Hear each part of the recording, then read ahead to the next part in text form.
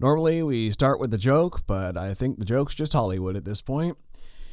So, that's what we're here to talk about today. Why Hollywood sucks now.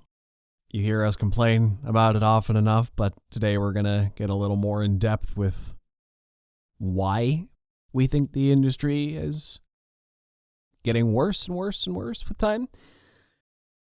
I'm sure you can think of a few reasons. So going into our medium shot now, when did you first realize that the film industry was taking a turn for the worse? Probably a little bit after the streaming renaissance came out. I kind of knew early on more than most that, I heard rumors that writers weren't getting residuals from streaming because there wasn't rights placed into it because streaming was such a brand new thing. I thought, that's going to be a problem because there was a writer's strike pretty early on from the time that I heard. So there's probably going to be some other controversy that's going to come up later because, residuals are very important, not just for writers, but for actors, for everybody, really. And not to say that I predicted an entire strike, but I predicted something bad was going to happen. So it was probably around that time. And then just when you just see the trend of most of Hollywood is just producing giant IPs and not really taking on chances like they used to in the 90s or even in the early 2000s, where when they do take chances, it's mostly around Oscar season, or it's just something that's so off the wall crazy it becomes phenomenal or just the worst thing ever. So, and we'll get into why they don't take chances anymore later. Yeah. For me, I think the moment I really started to rail against it actively was The Last Jedi. That was the moment that Hollywood broke me. It was like, oh, okay, so now I used to see more of the magic in movies, and now I'm seeing the machinations behind them. This is how we're getting to a certain place in the industry, which I'm probably going to break it down a lot more later. I'm being very vague right now, I know. But I really didn't like that movie, and I'd been having some problems with the Hollywood apparatus in general for at least a couple years before that. At the time, I wasn't around high school, starting to think critically about the industry I plan to get into in general. Then my first year of college was a lot of film. I mean, I was in film, so we talked a lot about the film industry, and that's when I started to think critically, and I'm like, we got a lot of problems. And then over time, more stuff came out that started pissing me off to the point where I'm like, why is this happening? Not just one-offs, but so consistently. Everything from the artistic side to the business side seems to be in a awful state right now. And we're going to try to break down why today to the best of our ability. Let's get into our close-up and try to figure this mess out. So, where do you want to start? You got much more research and you know how to read your notes better, so why don't you go first? Sure. And I'll just work off you. Sure. Well, I'll give you some options here. Do you want to start with the actors and the strike, or do you want to talk about kind of the economy of Hollywood? Might as well start with the strike since it's so just like fresh in the world right now. Yeah, okay. So, as many of you probably know from watching the news, the Actors Union and Writers Union in Hollywood are both on strike right now for the first time since, I think, 1960. It's been a long time, but they're finally in it together. And from what I'm reading, they're basically in it for the same things. For royalties and for the existential crisis of artificial intelligence encroaching on their careers. So the thing about residuals, the important thing is Hollywood often functions based on royalties, in that you don't get paid a ton upfront for your job. You do your work, you get paid for it, okay, but somebody's got to put up that money or invest their time in as a producer, or just put up their money, or whatever it may be. People want a return on things. Film, at its core, yes, it's an artistic endeavor, which I'm more on the side of that personally. But at the end of the day, it's also a business. People put up money, treat it like an investment. They want to see a return on it. And also the people who invest their time in it as creators want to see their time and investment returned as well. So royalties are the way to do that. You put your time and your money in, and you get some back on the back end. When they keep showing your stuff, they keep selling the product for all time. I mean, we're still watching movies 100 years old. I don't really know what the copyright laws were like for those back then, but now when you re-show things, people keep making money. Somebody's got to buy it. The money's got to flow somewhere. So the thing is, in the age of streaming, royalties are a fraction of what they used to be for actors and for writers. So now you're just getting your paycheck for the show, which, mind you, is also a lot lower than they used to get paid on network television.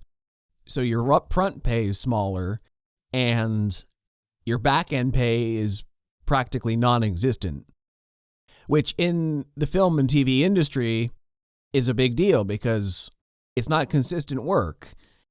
You do your job. Maybe you're lucky to get on a TV show that runs for 10 years, or a movie that branches off into a franchise. But more often than not, you're doing one-season shows, one-off movies, short films, whatever you can to pay the bills. And we're not just talking about your A-list celebrities here. Most of the people on strike are just average writers, actors, small roles, background characters, little things you'd never heard of. Just the working people of Hollywood who happen to be unionized. These aren't people making ridiculous amounts of money. So when they're in between work, they rely on those residuals. And, well, they're not getting much anymore, hence the strike. Also, artificial intelligence starting to creep up on everything lately. I swear I only heard about AI as a sci-fi fan for most of my life until the last couple of years when literally everyone's using it. I'm not really. I've dabbled, but it scares me. I don't want to get too far into it. Yeah. I'm just like, I do not like the way the world is heading as a creator. So even Secret Invasion, Marvel's new show, their opening title sequence was done by AI, which created some controversy because they're like, oh, well, even TV title intros don't, you can't get actual artists to work on that anymore. And I was joking about it with Justin, half joking, but Justin complains every time we watch it how long that introduction is for Secret Invasion. And then I pointed skip it? No, not usually. Oh but my God. There's a skip intro button for a reason. He's got the remote. Anyway, so he complains every time. And I pointed out to him last time that funny that how the longest TV intro was done by an AI. Whereas if you actually had to pay people to do it, those intros are either like 20 seconds max or non-existent. They just throw on a title card and jump right into it. But now that you have your computers to do it, you're going to do this whole elaborate sequence because it costs you nothing. So that's already telling, just with a new show with a property like Marvel, how technology is already supplanting actual people doing their jobs. So that's the basis for this strike. And we're not union. I mean, that's the kind of funny thing with us talking about it is I'm an amateur writer, Ryan's an amateur actor. We both sympathize for the respective unions, of which we're not part at the moment. But yeah, this could affect us eventually too. I mean, whatever they decide now might have an impact on our future career, so I'm invested. Yeah, exactly. I mean, whatever the union does, the non-union stuff always follows. I mean, not in terms of a pay, like you can make, I don't know, you can make $5,000 on a union commercial, but like maybe $100 on a non-union commercial because they don't have to pay you that, right? But in terms of being an actor, But just to go back to residuals, the reason why like writers aren't getting the residuals is because of streaming. You can catch so much more on streaming, and there has not been, I think, any like they do get residuals, they do, but it is so much less than what they would get on cable TV. Cable TV, there's been written rights about residuals, but with streaming, it's literal pennies. It's not that much because all of that streaming goes to the big corporations. It goes to Disney, it goes to Netflix, it goes to, you know, all the other big corporations, goes to HBO, goes to the CEOs, goes to the people running the streaming sites. Even the actors don't get residuals on streaming. There just hasn't been a written policy for streaming yet for it to come out, and that's what writers have been wanting for since streaming has entered, and it just hasn't been produced yet, and that's what these writers want. And the big corporations are like, no, you're getting your residuals through cable. But nobody's watching cable. Everybody's on streaming now. And I've seen dumbass replies like on Twitter. It's like, oh, millionaires complain they're not making their millions. Writers are not millionaires. They literally eat and pray off of residuals. Their initial money up front does pay them well. But the residuals is how they pay for food. It's how they pay for rent. It's how they pay to live. It's like saying to you or I that, hey, we're going to employ you during the holiday hours, which you'll get a big pay, 2 times and a half.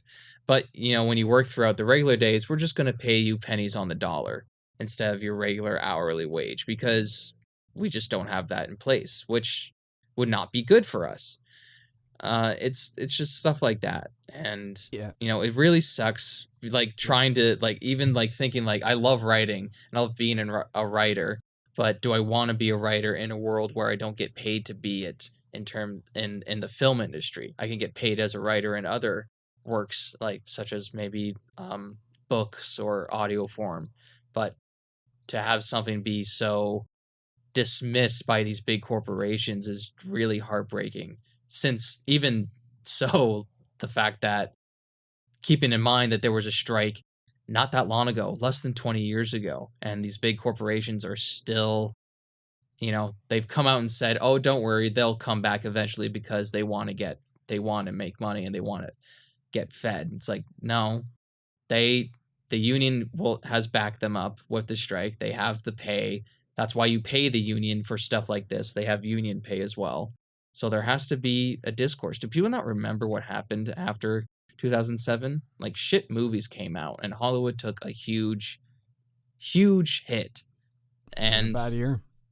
Yeah. And people don't remember, like, the big CEOs don't care, but because all they care about is their taxpayers or not their taxpayers, their investors and, their own paycheck.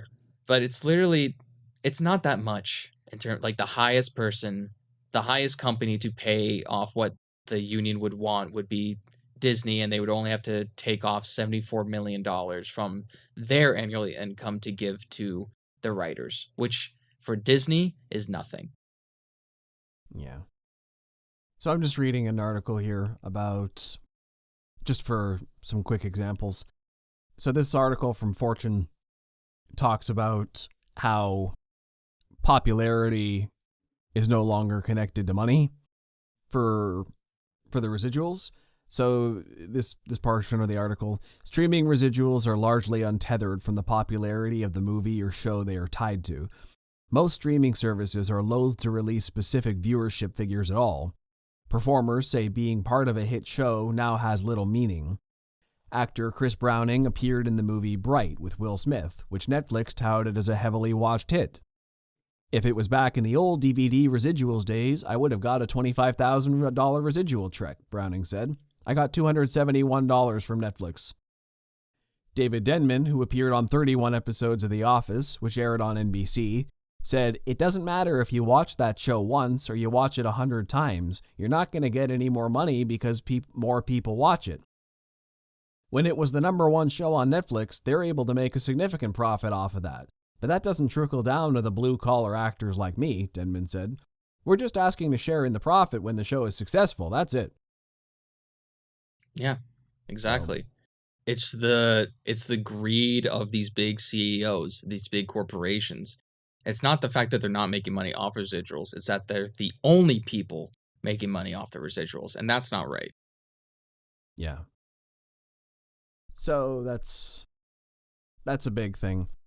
But let's pivot that into a larger discussion about the economy of Hollywood.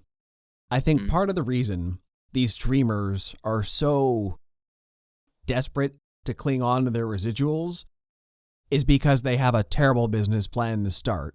They're all failing, and they're all clinging on to every dollar at this point. They can't afford to pay people residuals because they're not making enough money for their business. Now, mind you, I think streaming was good in the beginning. When Netflix set the model, it was, okay, we're going to take all these different IPs and put them on an online library where you can just rent it. It was a video rental service. They used to rent DVDs in the mail, and okay, then they just put their library online. Great idea for a business. Blockbuster, but online. Makes a lot of sense. Then they started making originals. And that's where it all fell apart for me personally. Because, yes, the residuals got a claim. You had some of their early ones were like Orange is the New Black or House of Cards. You know, Netflix right at the start of its originals. Netflix made enough money from its subscriptions, obviously, to reinvest into these original contents, which was great for them. Once again, they got a lot of acclaim. They were allegedly good shows. I haven't seen those early ones, but they are making good stuff I like now.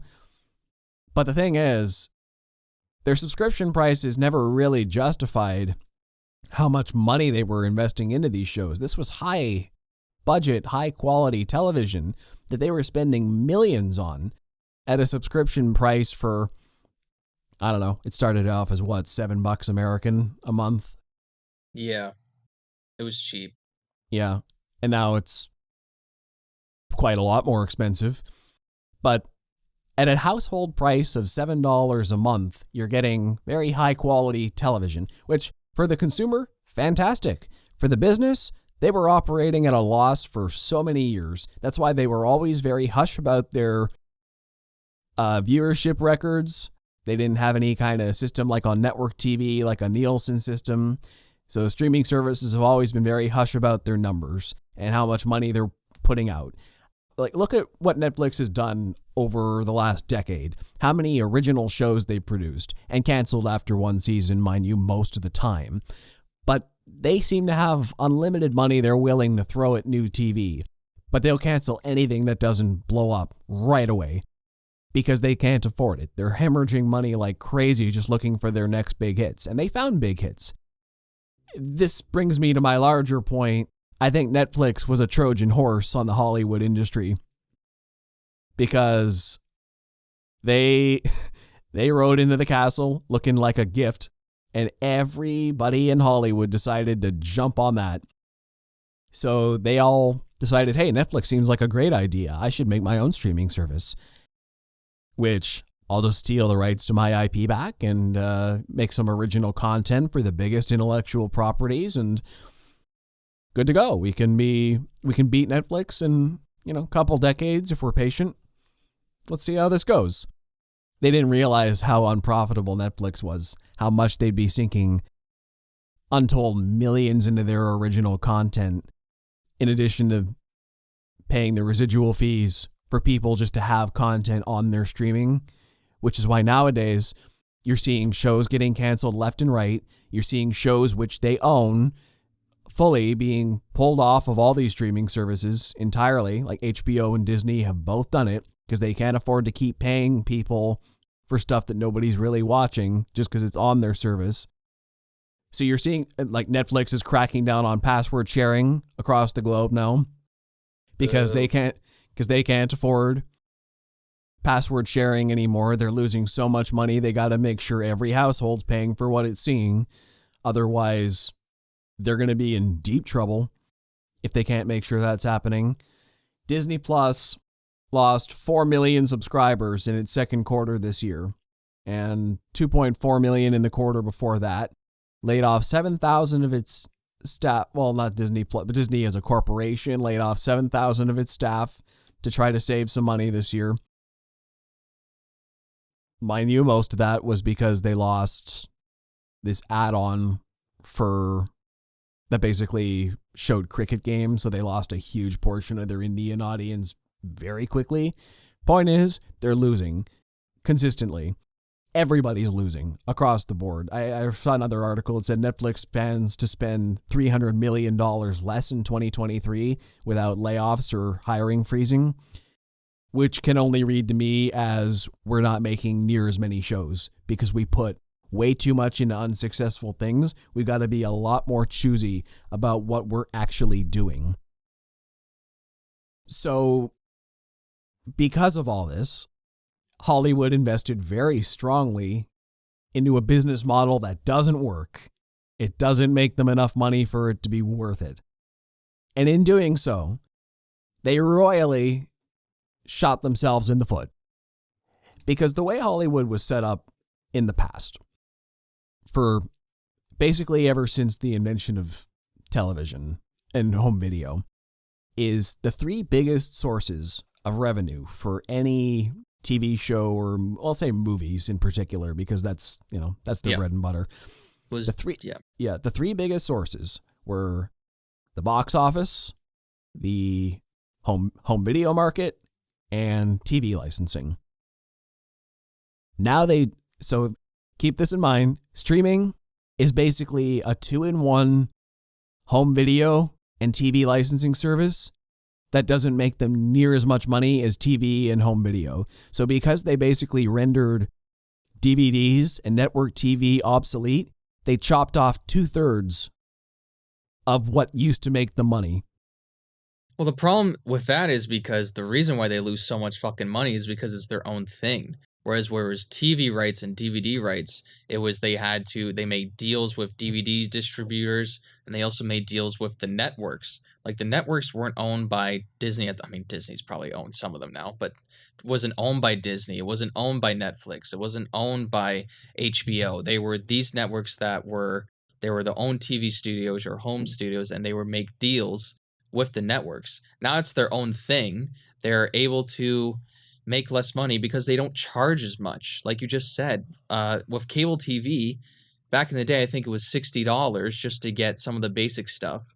But if you wanted a Netflix account by yourself back in the day, it was only $7. So when you're not charging the consumer that much, then you're not going to get that much out of it as well. It's, again, like you said, it's great for the consumer, but it's bad on the revenue that you're trying to get back. Well, like you said, it's licensing is what it was. Is because, think about it. If you don't own the company that you're throwing money into, or that's broadcasting your stuff, they're paying you for the rights to show it. But now they do. Yeah. Now you do own them, so you're paying residuals to the people who made it. You're paying to make it, and you're only making whatever profits you can get back. Oh, and also there's no advertising on these either. Yeah. So at least like network TV got paid for by ads in a large part. So basically the model, the way the old system was set up, worked for a solid 50 years, or more like 40 before it started really changing in the 2010s. But for 40 years, they had a model of profit and it worked well for them. And then they started messing around with things because Netflix was the new kid on the block who seemed so cool that he jumped off a bridge and everybody else joined him. Because they're stupid. The worst thing Hollywood ever did was release blockbuster movies 45 days later onto streaming after releasing it in theaters. What about same-day releases? That too. It's the worst thing they can ever do because there's so much with movies back in the day, especially in the 90s and 2000s. Matt Damon, I brought this up before, and I steal it off of Matt Damon. He's talked about movies were made back in the day because you could trust this source of DVD revenue. You could trust that. So you could be more creative with it. You could be more risky with the topic you're talking about. He knew Rounders was not a theatrical big movie, but he knew that there was going to be a certain crowd of people to go buy and rent the movie on DVD sales. The worst thing Hollywood ever did was stop promoting DVD sales and to only put them on streaming because you could get them cheap. They made money off of it, but the people who actually worked on the movie don't. Because the people who actually work on the movie get more profit from the DVD sales than the high-up corporations. Yes. How many times have you heard, oh, this movie did terrible at the box office, but it was a cult hit and the DVD sales went through the roof? I mean, just off the top of my head, Fight Club is probably the most famous one. It did terrible in the box office, but slowly gained an audience over time through DVD and TV sale use. And it's one of the most famous movies of the 2000s. Exactly. You don't really get 99. You don't really get sleeper hits as much like that anymore because streaming is such a gluttonous place full of content nobody really cares about that a lot of times good things get lost in the shuffle. I can't count how many times friends have recommended shows to me that I've never even heard of, that I don't bother watching because we got too much other stuff, which is, that's another conversation for later about how much stuff we're getting. But I wanted to go back to what you were saying about that release window for streaming and note that one of the biggest success stories of the last couple years is Top Gun Maverick, specifically because Tom Cruise fought like hell to make sure that it didn't end up on streaming in that short a window. He was very adamant. For like 6 months. Yes. He was very adamant that despite the COVID box office being very bad, that it was worth the wait to see this on the big screen. It would be an experience that would drive people to the theater. And he was right. It's one of the highest grossing movies of the last 5 years. Did extremely well for them in the box office. Can you imagine how badly that movie would have tanked? If you threw that on Disney Plus, or no, not Disney Plus, Paramount. If you threw that on Paramount Plus the first day, maybe even with a rental fee of like an extra rental fee of $20, I don't know. How many people, A, have Paramount Plus in the first place that you're renting that new movie? And B, are like, it's just, when it's on there, it's just on there. I don't know how long that rental fee would be. Maybe if it was like 3 months. I don't remember how long they were. But you could be renting it. You're basically just playing to people who already have your service. And then your rental fee is in a small window. Or you could be going to a global audience in a theater with a system that's already set up that everybody can see it. For a one-time price, you keep a lot of the profits for it. It's, and then once it goes on to streaming, then you can deal with that. But once it's done on streaming, for that rental window, it's just on there. Everybody who pays Paramount Plus is paying, I don't know, $10 a month, and you can watch Top Gun Maverick along with everything else. You're not paying for Top Gun Maverick over and over. If you paid Top Gun Maverick in theaters 10 times, then you're paying them 10 times to watch Top Gun Maverick. If you watch Top Gun Maverick 10 times on Paramount Plus, you're only paying a one-time subscription fee for that. Exactly. So my point is, it's a bad business model. Good for the consumer, but terrible for profitability, That's why Scarlett Johansson was so pissed at Disney for Black Widow. Yeah. Because either day one or 15 days later, they released it with a price tag of like $24 here in Canada for it. But she got no profit from it because she only signed rights for box office. Because that's the only thing they gave her. And they didn't tell her that they were going to release it on streaming because they knew she'd be pissed about it because she didn't sign anything for streaming residuals. Because guess what? Streaming residuals don't go to anyone except the big corporations because there's just not enough money for it because they keep releasing so much crap, but they don't release it. They don't release it in the thoughts of making money. They just release it. Oh, we have to keep up putting just anything on our streaming sites for people to stay on it and keep interested in it. Yeah, exactly. So it's just a bad business model all around. But yes, that's another problem. Let's get into that now. They make too much things. Everything is so saturated now that, well, good luck finding anything that everybody... Okay, it also used to be they make too much is the thing. I was looking up some statistics for, let's not even talk about streaming specifically, but just the general box office. Now, I'm getting the numbers from Box Office Mojo here, just so you can double check me in the comments. But just for example here, they said in 2002, Hollywood put out about, okay, so in 2001, let's say, in 2001, they put out about 412 movies based on this site. And the average gross of those movies was 19 million. And the total gross of that year was about 7 billion. Okay, so then the next year up, they made about 570 movies. So they made about 160 movies more that year. Average gross was 16 million per movie. So we went from 19 million to 16 million per movie. I mean, but you made a lot more movies, so I guess that's a lot of profit still, I guess. But even, okay, let's jump all the way up to 2018, because that was about the peak. They made nearly 1,000 movies that year, with an average gross of nearly 12 million. So the average gross per movie has been dropping steadily over the decades, because the more movies they make, the more that's out there. Everyone's money is being spread across different movies. So, and most of those movies, I doubt, are very successful. I bet you most of them are box office bombs or lost the studio a lot of money. So the fact that they used to concentrate their efforts onto a couple things, or relatively, like half as many things. Like once again, even 20 years ago, they're making literally half as many movies as they were a couple years ago. And out of those movies, there was a little bit more focused. It's, okay, we're doing these things and we're going to put our A game into them, and some of them will make us money, some of them won't. And now they're just like, okay, we're making 1,000 movies a year, anything goes. Some of them will do well, most of them won't, but let's make the ones that do well make $1 billion, $2 billion. Let's push the successful ones and ride them as far as we can to make up for all the other losses we're going to accrue this year.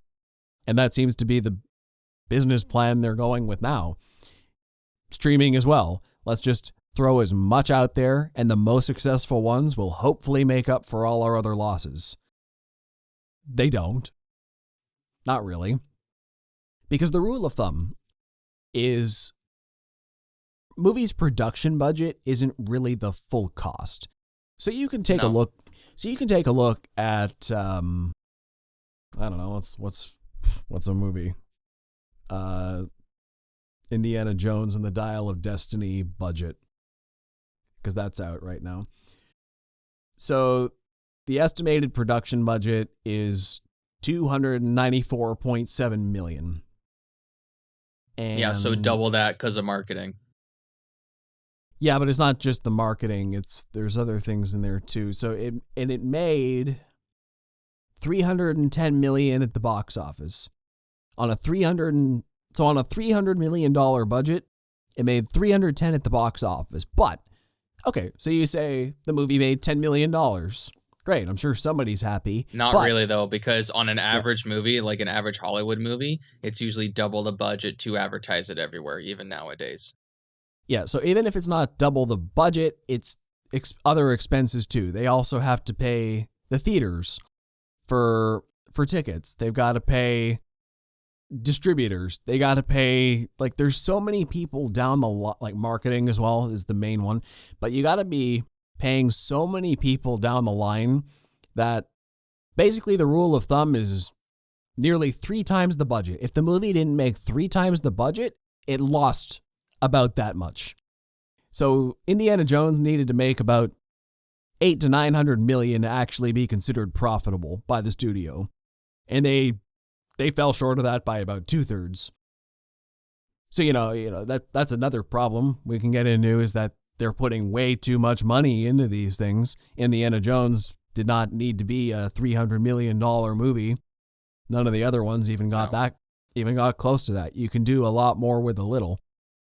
I think one of my favorite examples in recent years is something like Deadpool, which, let's look up the budget for that. Deadpool was a film nobody had any faith in. It was a budget of $58 million, and it made $782.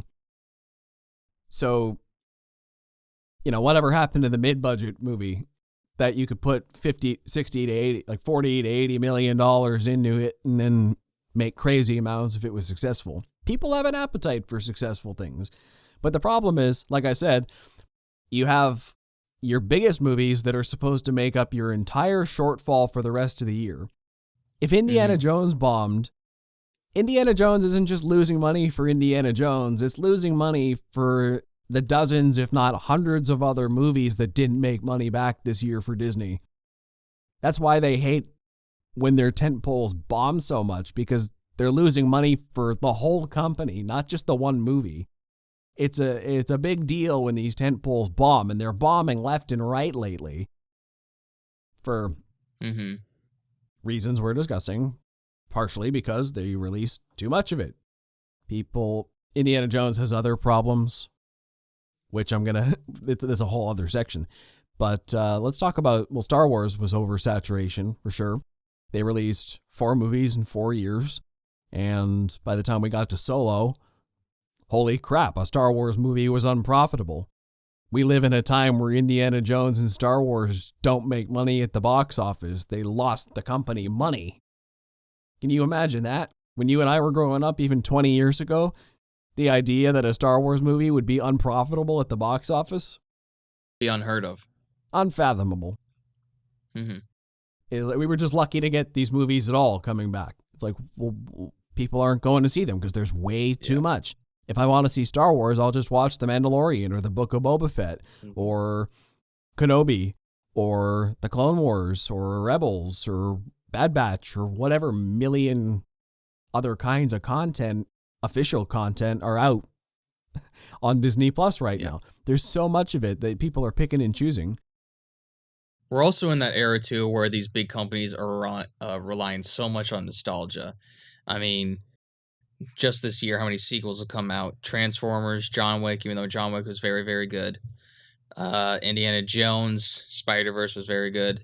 Dune 2 is coming out. So there's not that much stuff that's new. I mean, we did just see Oppenheimer, which is a very good, biopic, brand new film. It's an outlier, though. Christopher Nolan getting a but who huge knows, budget to make but also who knows biopic. how much, but also who knows how much money that's going to make too. And I don't know if because to me, I feel like people who the most popular ages to go see movies are people who are in high school around that college age, and then maybe people around their 30s. I don't know how much the older generation is still going out to see movies. I think they still are. But how many people are, especially our age and people older, just like, I'll just catch it when it's streaming because it's easier so I don't have to go outside? Most people, I know. Exactly. And that's the whole point of like why we're saying streaming is worse for the industry. But we're kind of, adding smoke to the flame because there's no way they're going to go back. There's no way they can go back. And there's no way consumers want to go back to cable network television because streaming benefits them.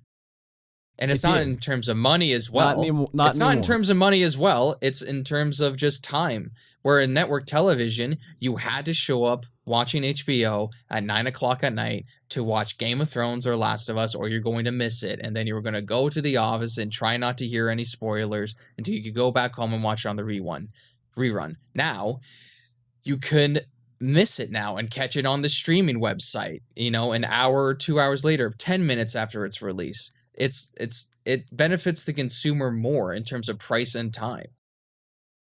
Yeah, that reminds me of another reason why things don't get as successful anymore, is that people aren't on the same page. You used to be able to have those water cooler conversations about the show you saw last night at appointment viewing. Now you can just watch it anywhere. Netflix ruined TV with their binge model, because you can get through, like, a dedicated person who's got no life can watch a whole show in a night. And then there's me, who takes months to get through 8 episodes of The Witcher, or however much there is this season. But it's like, I'm way behind. By the time I get there, the conversation is long done. And I've been avoiding spoilers the whole time, so I'm not talking about the show to anybody. It's just la, la, la, la, la. I don't want to know what's happening in The Witcher. You finished it the first week. I'm still working through it. where you didn't get that 2 decades ago. And that kills the life of the show immediately, because half the people are avoiding spoilers. The other half talk about it for a week and move on to the next thing.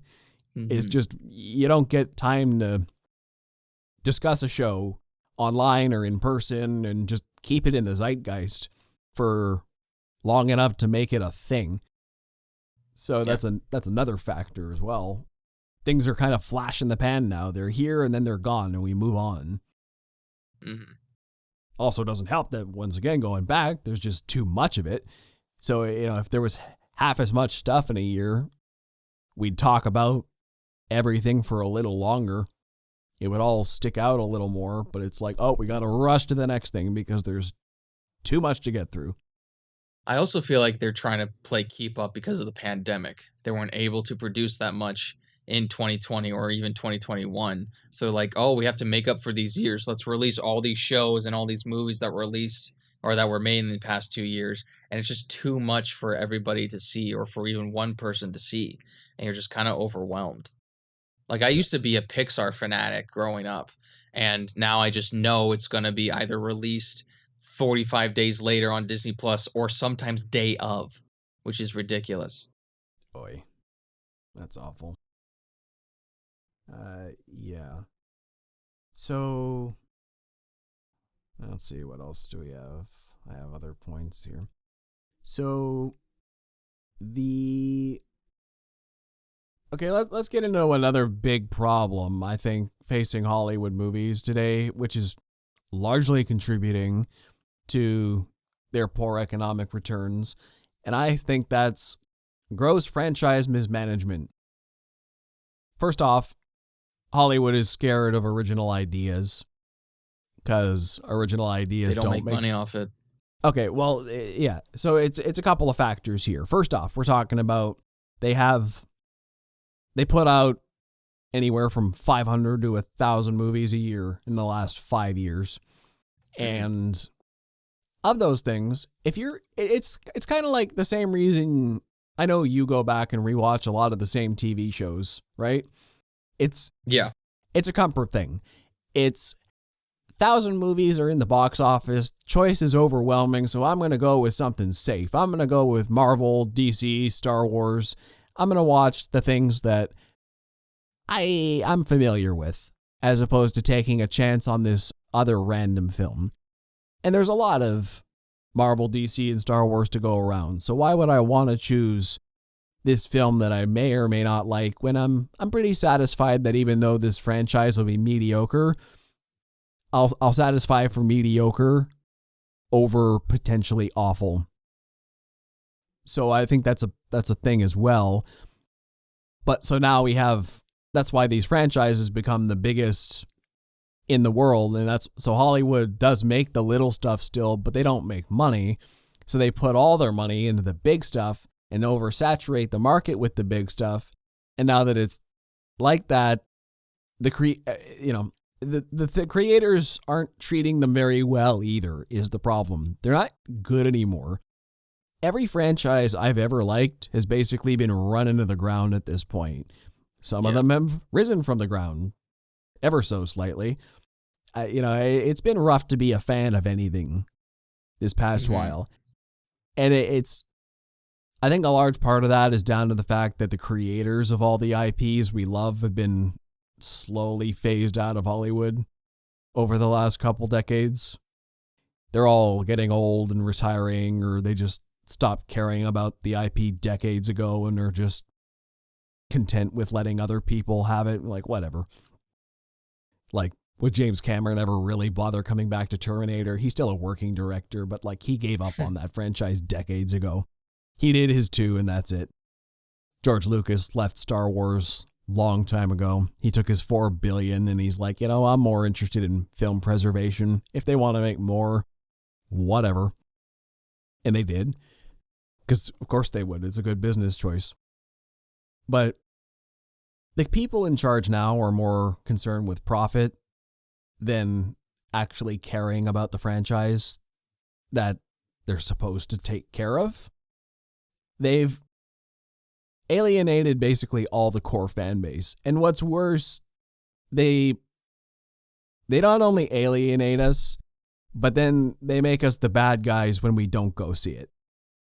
It's not, you didn't go see it because we messed up and it was bad. It's, oh, you didn't go see it because it happens to star a woman or a person of color. Therefore, you didn't see it for political reasons and you're an actively bad person or a toxic fan base in general.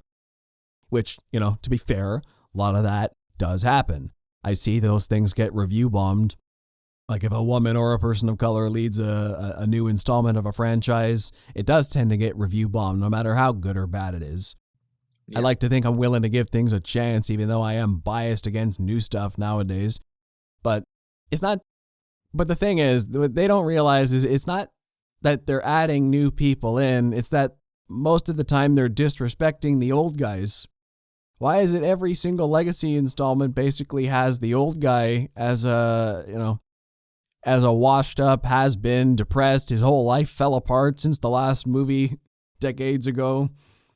Sometimes he's got a happier ending. Sometimes usually he ends up with some kind of heroic sacrifice to give his life one last little shred of meaning before the new generation can take over him completely. That's the story of basically all of them. And it's like, well, what's your obsession with dismantling my childhood and saying my heroes weren't worth idolizing, that they're just going to become broken old men, and that, oh, the new generation's the real hope for the future. They're the ones who are going to do the real stuff.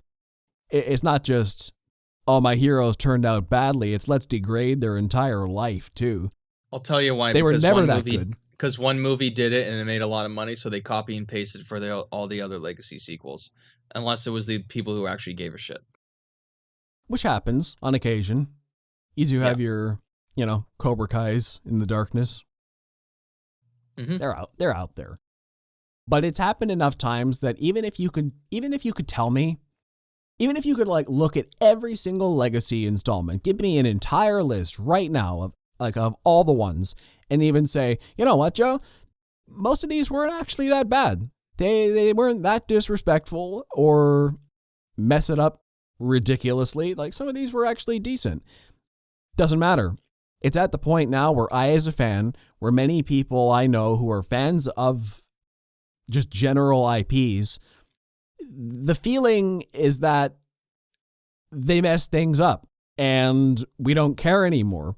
We're already apathetic. We're already fatigued. It doesn't matter how many were actually screwed up. They screwed up the big ones royally enough that we're just cynical about them all now as just fans of movies. Mm-hmm. So, yeah, the actual numbers don't matter. It's just, how do we feel? Well, we feel burned. Mm-hmm. And some of us still go see them, but it's just diminishing returns at this point. It's like, who's Marvel made for nowadays, right? Like, I've been talking to...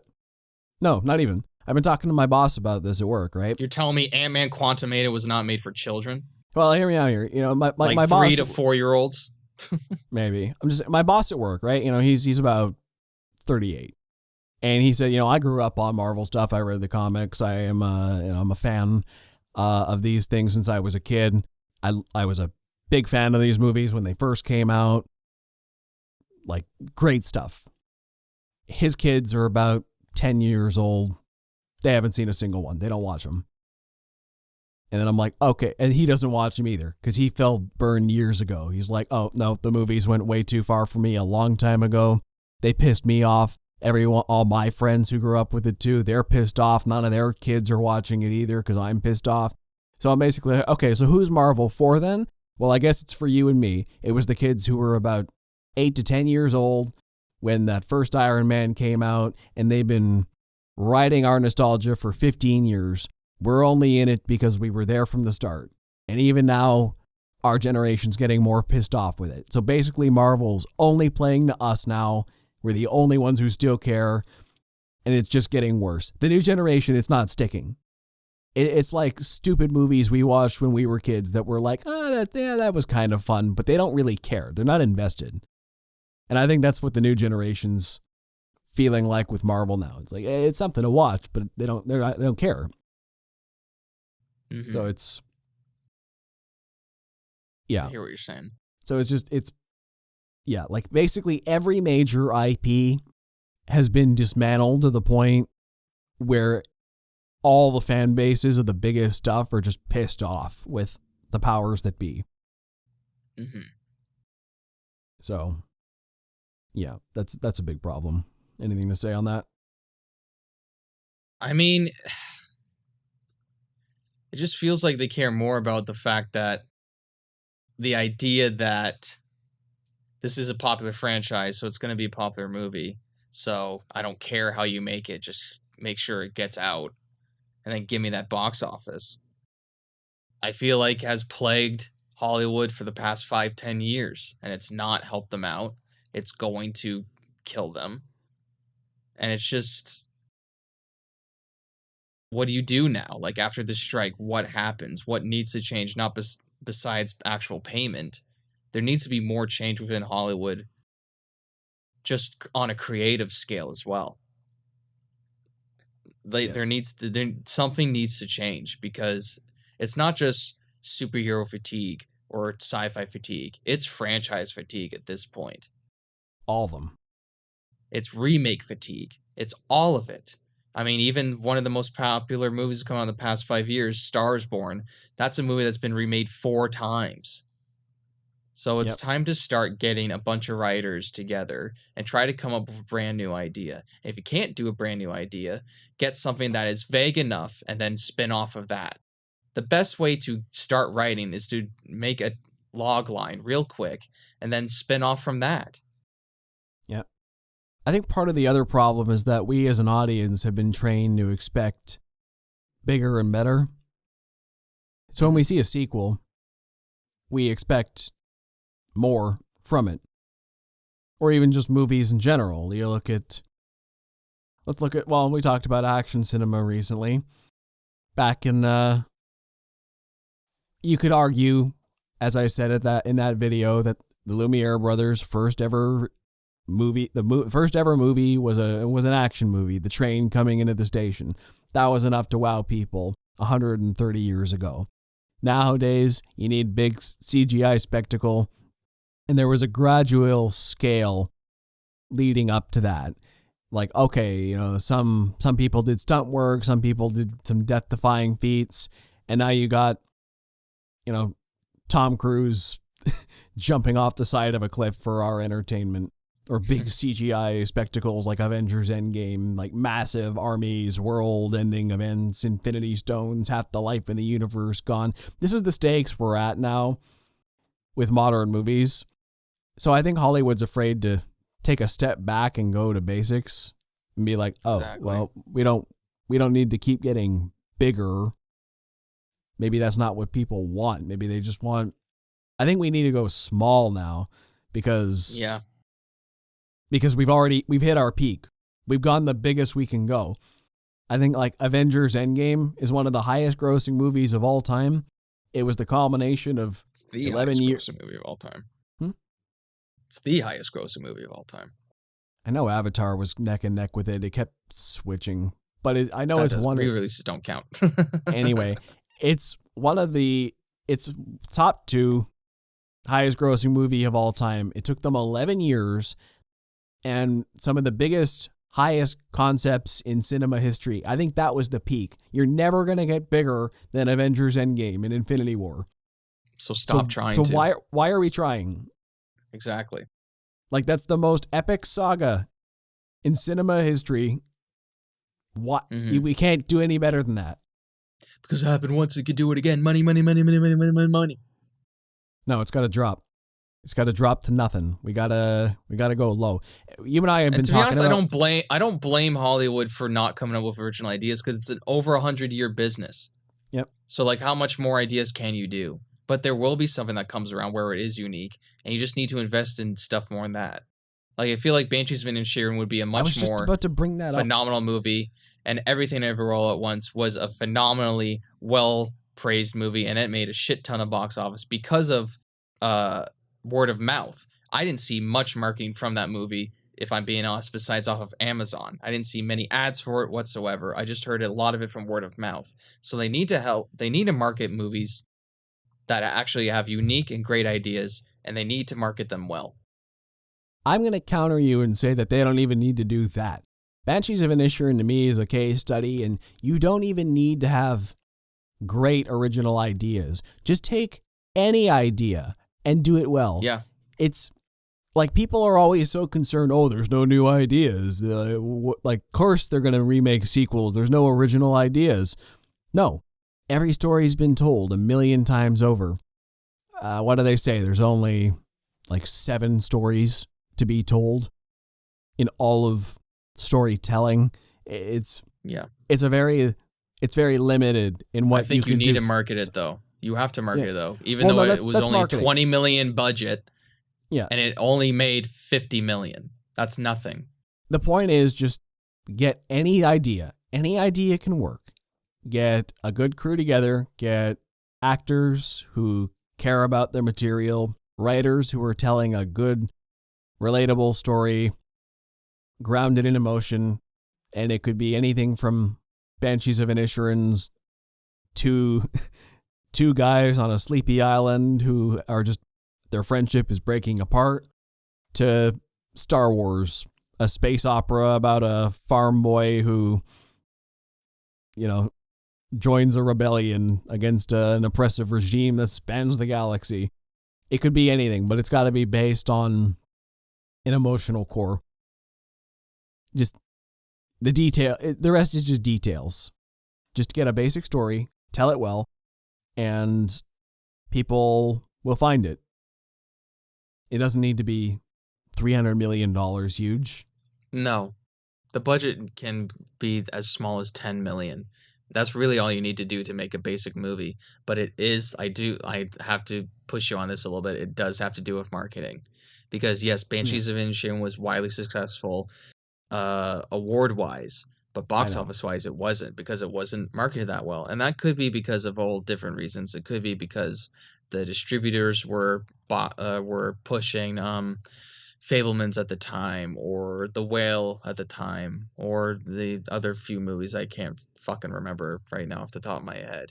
Yeah. But it just has to be that. I mean, I could compare Banshees of Inisherin to Pulp Fiction, and Pulp Fiction was just a bunch of these little stories put together, a movie in the 90s, and that box office was probably for 50 million or whatever, or the budget, and it made 213 million in the US alone. And that is a widely popular marketed movie. Yes. Well, I also have a problem with marketing though, because I think another problem with Hollywood is that marketing is just broken. Marketing used to just be a clever way to say, hey, come out and see our thing. Here's a little snippet of it, and if you like it, pay us, and you can see the rest of it. Now it's, let's show you the entire thing in a couple minutes. People are cynical about film and TV because they feel like they've seen the whole thing. Anybody who's seen trailers has had a moment where they saw one that gave them a little too much. And I've heard this countless times. Why should I even bother seeing that now? I feel like I've seen the whole thing. I've been there. I've avoided movies just because of that, because I felt like, what else are you going to show me? This was a 4-minute trailer, and I feel like I saw every plot twist in the whole movie. Sometimes they do hide things, but usually they are just spoiling. I hear what you're saying, but I'm not talking about full-on trailers. I'm talking about ads. I'm talking about posters. I'm talking about billboards. Just all that stuff. Minions movies would not be fucking anything if it wasn't for the marketing. And I'm not even talking about the trailers. People could watch the Minions movie trailer and be like, yeah, that's pretty crap. But if they see it everywhere in their town, they see it in their McDonald's Happy Meal toys. They see it, on the way to the mall. Just random advertisers here and there. And they're like, hey, that'd be a chill movie for me to go see with my kids. Just to have them shut up for a couple hours. It's the same thing, though, even with toys. I've heard many times people got movies spoiled from them just because they saw a toy on the shelf that was being marketed. I remember, I think, like, Phantom Menace was spoiled for some people just because they had, like, I think there was like a coloring book with the Qui-Gon death scene at the end, or like somebody bought the record for the soundtrack, and like why Qui-Gon, the fuck are you buying a coloring book if you haven't seen the movie? or like Qui-Gon's death was the last title track on the soundtrack, or like marketing spoils stuff all the time. I know that's one from 20 years ago, but if you look at like modern movies, I'm sure there's plenty of toys that ruined it for people too. Like character posters can also spoil things as well. Like marketers have to be careful no matter what they're marketing. I don't have a problem with marketing as a concept. I have a problem with how it's being done nowadays. Okay, I hear what you're saying. There's not enough restraint. They'll show you anything and everything. They're showing no restraint. They're showing no restraint with the big box office stuff, but they're showing the most restraint with the actual good fucking movies. Like The Whale, I mean, that was a great movie, but it was only marketed on the fact that, hey, Brendan Fraser's back. It was never really marketed on, like, here's this great movie that we're doing. Go see this. It's just like, hey, Brendan Fraser's back. Yep. Like, it's not marketed that well. It's only, the marketing budget is only saved for the franchises. Just marketing is weak all around. They spoil the big franchises. They don't promote the small stuff enough. Marketing is broken. It's not a fair playing field anymore. It's almost like Hollywood is broken. Yep, that's the episode. Let's see. Another thing I think is... I knew Hollywood was officially broken when watching the Academy Awards in 2020, and they basically used Chadwick Boseman's death to sell his likeness and basically say, hey, this is probably the year we're going to give him the Oscar because he died in before, and his last film has been released and he did very well in it. We're going to nominate him for Best Actor. And basically all they did, they gave it to Anthony Hopkins, who did deserve it, but they basically used that platform to sell an NFT of Chadwick Boseman in his Oscar gloriness. It was basically an NFT sale. And that's really what pushed me over the edge. All right, let's go even further on that then. I'm already on record as saying I never felt fine with Wakanda Forever basically just being made to cash in on Boseman's legacy. I don't care that they made it, everyone talked about it as a tribute to him. The fact that they even made the movie never sat right with me.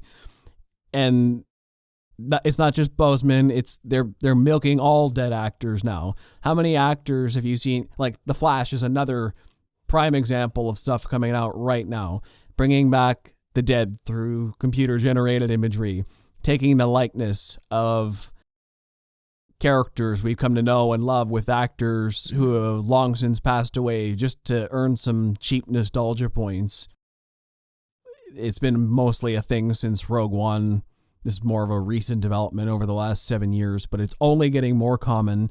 I see it getting worse every year, and it's making me very worried for the future of the industry because, once again, we're going back into that nostalgia safe rabbit hole. I know these actors, I know these characters. New movies aren't hitting the same way. The box office is dwindling. They can't sell us on legacy characters in a new generation, so they're just going to keep giving us the old stuff, even if it's completely shallow and devoid of human life. Like and also voice synthesizing technology as well. Like what they can do, they can basically make anything they want. They can have the biggest and best Hollywood stars of all time, the greatest hits of the movie industry, just being great over and over. Like you can have Marilyn Monroe starring in a new movie in a couple years if you really wanted. Just like Hollywood's A game. Yeah. It's not going to get any better until, we with our wallets speak up and say, no, we don't want this either. We'd rather take your shitty legacy characters over, bringing back the dead, or just don't give us any of this at all. Just give us good stuff in general. We just stop going down all this road in general. It's It's very concerning for the future. Yeah, it's quite concerning. Which also brings me to the idea that Hollywood is completely out of touch with reality. Mm-hmm. You have these elitist people making the biggest decisions, people who, they don't live at ground level. They don't know what real people's lives are like. They just, to me, this is a two-pronged problem. The first is, I'm going to pick on special effects. And I'm going to say that we talked about this in previous episodes, specifically with Tom Cruise, and that, to me, the fighter jets in Top Gun Maverick, stunt work, that feels good. It's tangible. Real people putting themselves in danger, doing crazy things. Feel it in my gut. It's real. I should be concerned watching this, and I am, as opposed to somebody on a green screen in a spandex costume fighting CGI monsters. I know it's all fake. Or you can even tie that back into the actors. I know that Christopher Reeve is long dead. It's uncanny valley. It's never going to feel the same as watching Superman the movie. I pop back in my DVD and I can watch Christopher Reeve when he was still alive at his best. That's a living human being giving a great performance. It resonates with me. I watch him in The Flash and I just see pixels on a screen. I know in my gut that it's not real. It's something artificial and wrong. And there's always going to be something in the movie-going audience that craves reality. Even if it's an unreal situation, movies aren't grounded in reality. I mean, we see all this fantastical, crazy stuff all the time, but it's got to be based in something real. That's why you look at Star Wars and you say, CGI Jabba the Hutt looked like garbage. Bring the puppet back. Because exactly. Like slimy Jabba the Hutt that was puppeteered looked amazing, and the CGI one was just off-putting. You know, we need some reality in our special effects. But I also think Hollywood's out of touch in what kind of stories people want to see, what kind of characters. Because, well, I was talking once again with the guys at work, and I think it was Justin who said that the whole Hollywood thing right now is they're just trying to shove California down our throats.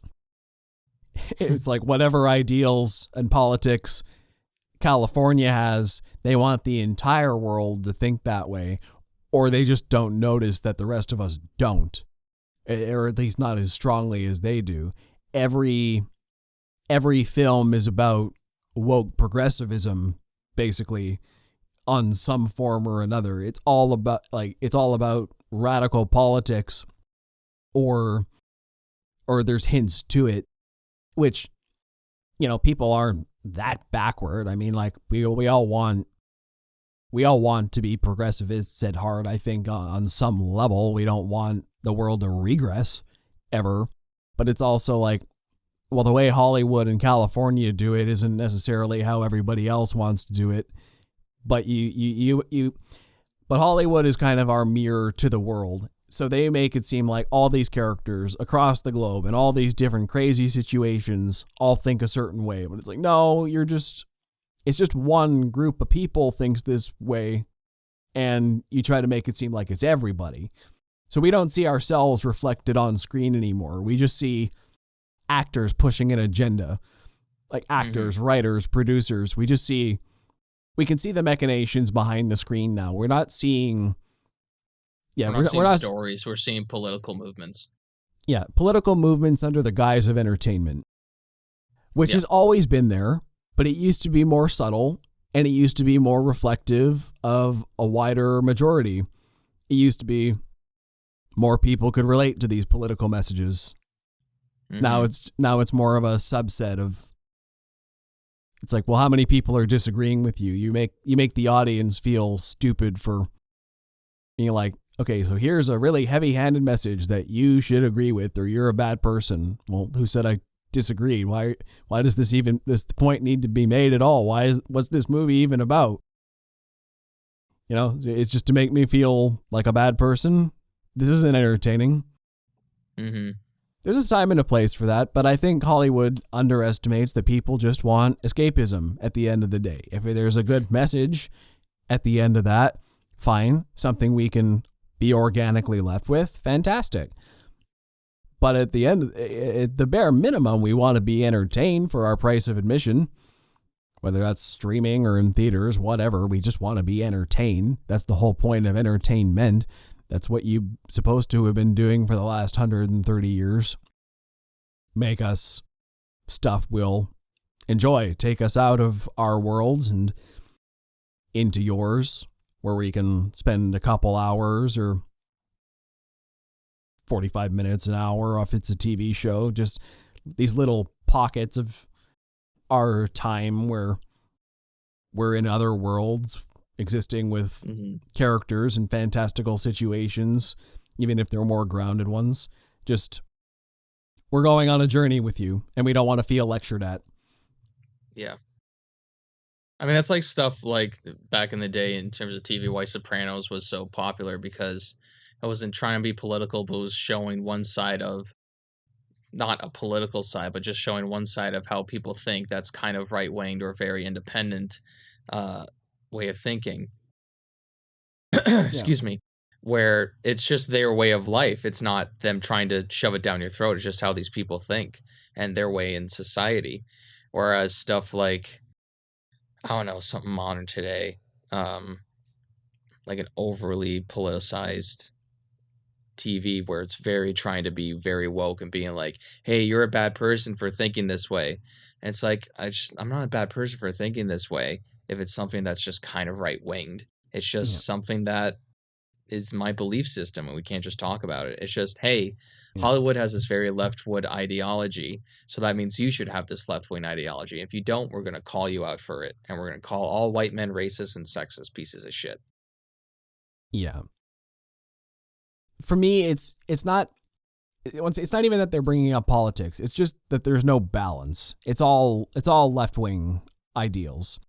It used to be, sure, maybe if the show was generally left-wing, that's fine. But there usually was characters who were either centrist or right-wing enough that you could still have characters would butt heads, have a disagreement. I think of All in the Family is a great example from the 70s. Right. Where Archie Bunker was the most backward right-wing guy in TV history, probably.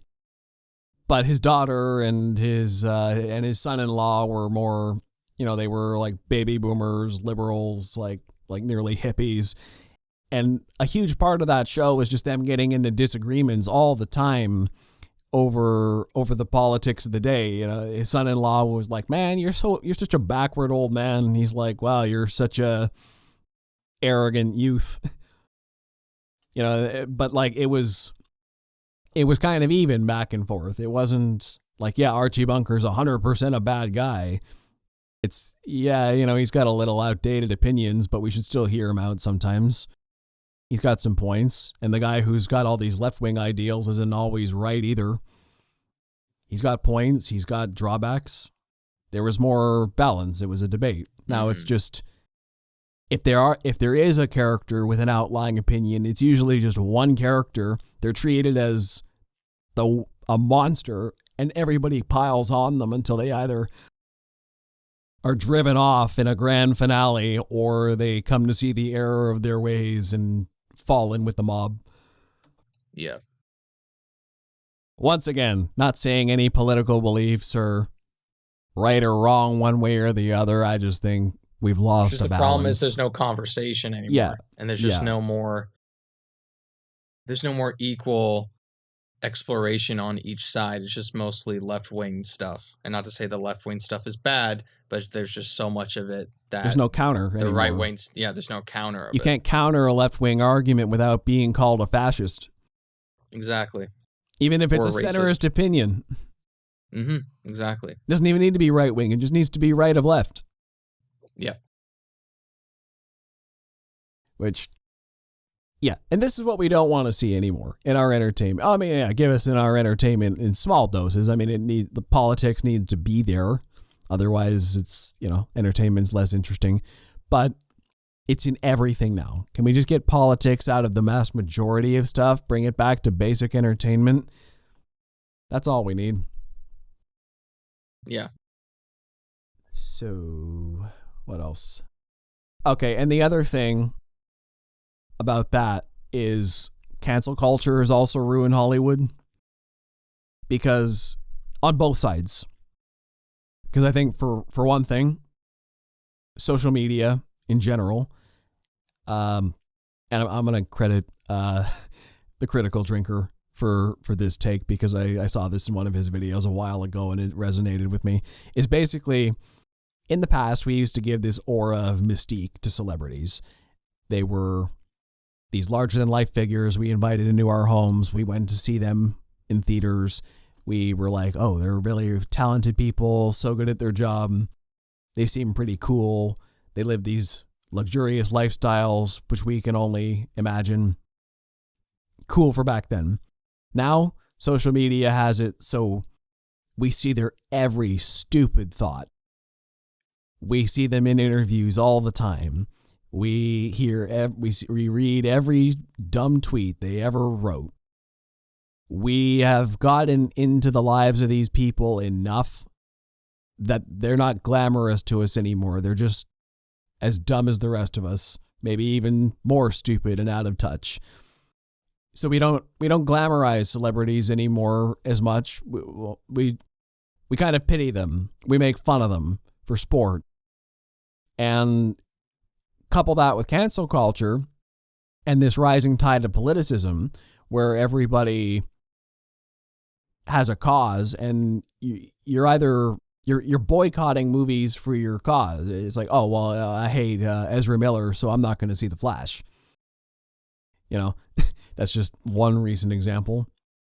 Or I don't like that Ariel's black in The Little Mermaid. I'm boycotting The Little Mermaid, or whatever. Like, for whatever reason your side's on, whole groups find reasons to boycott movies for politics, or they don't like the actor or whatever. So that's another reason Hollywood's getting ruined, is it's just the audience and Hollywood are both all too political.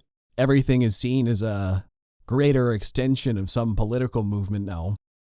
A movie can't just be a movie. It's a cultural touchstone for something or other. Mm-hmm. People can't just take it for what it is. I mean, cancel culture has brought up a lot of bad people, but I think it just does more harm than good. It's a witch hunt. They try people, it's a witch hunt for people when they just have a different political view, or most of the time it's a joke or a statement somebody made 20 years ago, or it's something about someone's past that happened 20 years ago, and people thinking that they're the exact same person that they are today. And it's just not true. Yeah, cancel culture. So now studios are afraid of taking chances on people, but just also they just put out the most mundane shit, so there is no risk. And that's the worst part about it. You know, with risk there does come, some bad stuff, but there's no reward without risk. Yes. Yeah. Without risk, you're just making what we have now, just a slew of without risk, mediocre. you're just making a vanilla like cake. Yeah. And it's not even like the best one. So it's just a slew of mediocrity. Yeah. Let me see. I can describe the average film we get today is, it's based on an IP that used to have a white male lead and is probably a female minority starring in it now. It's 3 hours long.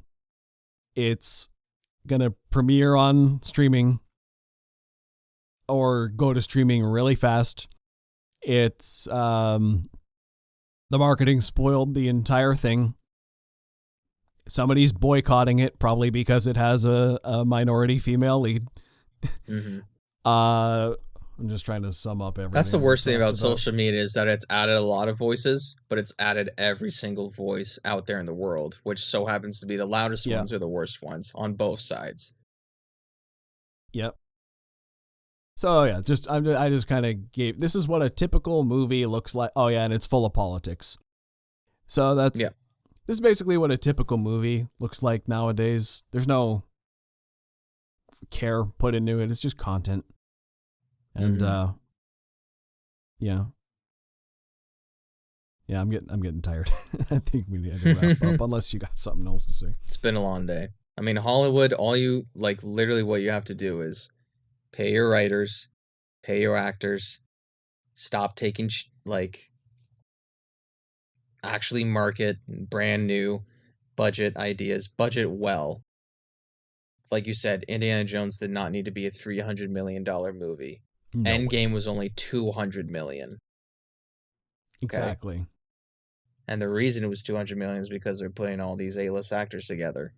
And they thought, hey, if we put that much money into this movie, then if we put even more money into this movie, they'll make that much money. It's not how it works.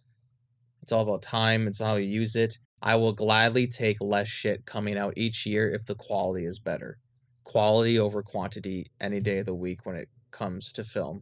Because at the end of the day, film is an art form. And if everything looks like a coloring book, then it's all shit. But if once in a while we get a Picasso, then I'm happy. Film's also a business. Don't lose 2/3 of your revenue just for the new hottest thing on the block. Mm-hmm.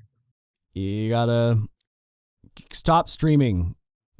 Find a way, or make it better. Make it worth everyone's while. Stop doing what you're doing, or you're gonna run everything into the ground financially, and then there'll be no room for creation left either. Just things have got to change. And the reason I've got some hope is because this has happened multiple times before in Hollywood history.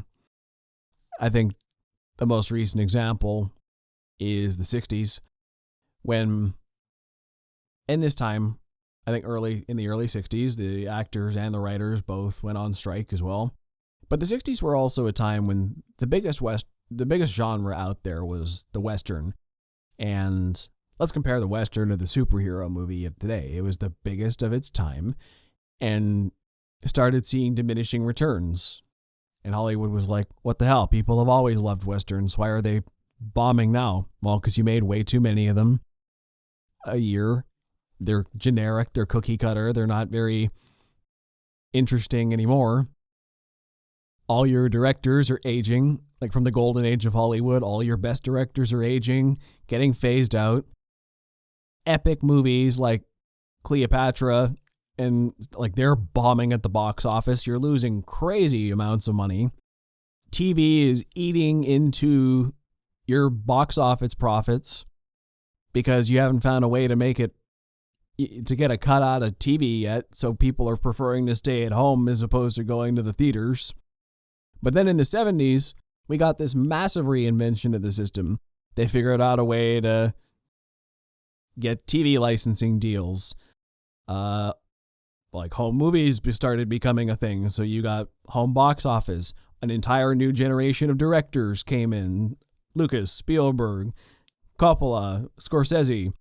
This entire new wave of directors replaced all the golden age guys and brought with it a whole slew of fresh and creative ideas that we basically been riding the wave on until today. They went smaller. They went back from giant budget movies to like Taxi Driver, and they went gritty. They went street level. They stripped down to the bare basics and went back to character, went back to story. History is repeating itself. We've done this all before, just 50 years ago. So I think if Hollywood can pull itself up, we can get a new golden age like the 70s and 80s and 90s again in the next couple decades. If the stars align, I have hope. Just because it's happened before. It's basically the same scenarios. Yeah. Playing out all over again. I hear. I'm just worried because with streaming, we're just too far gone, I feel, in terms of releasing everything all at once. And I think, in consumer-wise, nobody's going to go back to cable or find something else because it's too convenient for people. No, but there has to be a way for the corporations in terms of releasing products onto streaming that it's more quality than quantity, and consumers will wait. And if they don't want to wait for streaming, they can go out and see it in the theaters. Or if they don't want to wait for it, or if they can't wait for it to come to streaming, then they can buy a DVD of it. Yep. The way I see it, the current system, everything they're doing isn't working. Everything from how they're treating their actors to their fans, to the politics, to the movies themselves, to their financial plans, business plans, everything is wrong right now. Mm-hmm. So what they can do is they can either take what they have and make it work, or they can burn the whole thing down and replace it with something better. Doesn't have to be all at once. It can be a slow burn. I don't care. But if streaming's not making you money, you either figure out a way to make it make money, or you invent something new, or go back to the old thing, but that's not likely. Just money will find a way. Yeah, for sure. That's what they're doing. Hollywood's in a rebuilding period now. That's why everything's getting slashed to hell. And, actors and writers, they hate it. But from a business perspective, it makes sense. You're slashing everything. You're cutting all costs.